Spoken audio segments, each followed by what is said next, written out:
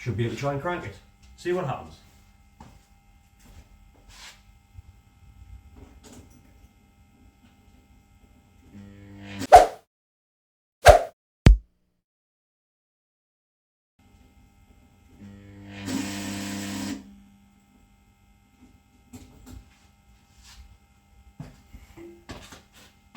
Right. That didn't work quite as well as I thought it did. So, starter motor made noise, which means something's right. But I think the battery is just beyond dead, I'll be honest. Getting knocked out of it. I would hook the jump leads up, but it's like now 8 o'clock on a Saturday night, and I really don't want to do that tonight. So, yeah.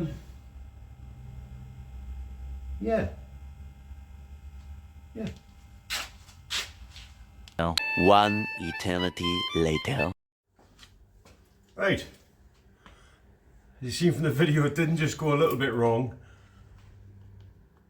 It went quite catastrophically wrong. So there was a couple of wires wrong in the ECU loom. I've sorted them out. However, I think in the process I've fried the ECU. Sucks to be me, trying to be a bit cleverer than I thought I was. Shit happens, didn't worry about it.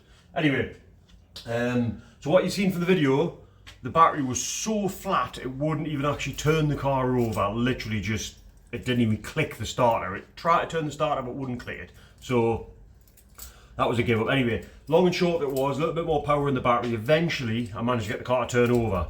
Next problem I had was, couldn't create any oil pressure. Oil light was staying on, like on and staying on.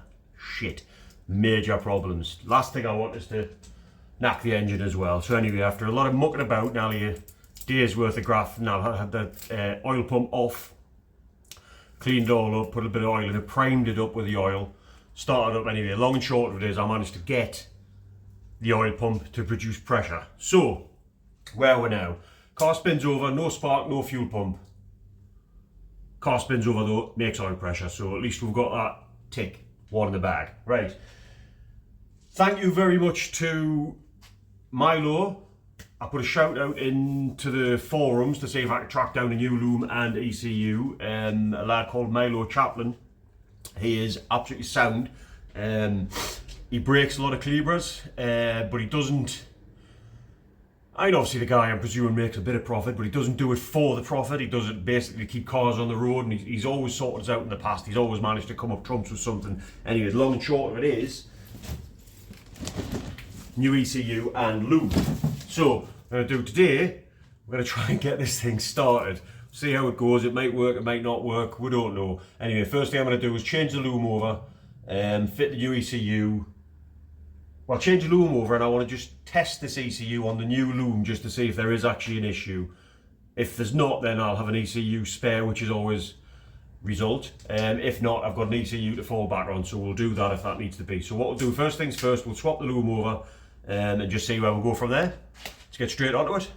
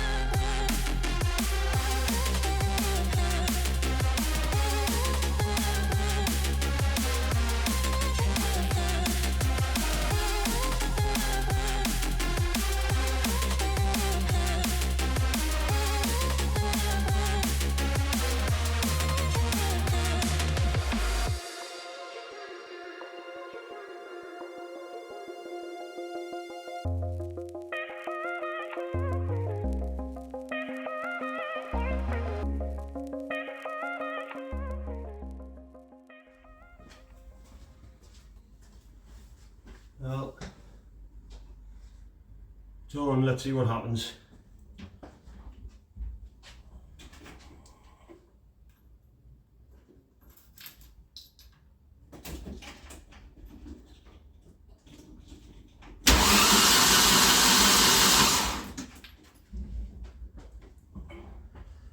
Well, that's disappointing. Still no spark.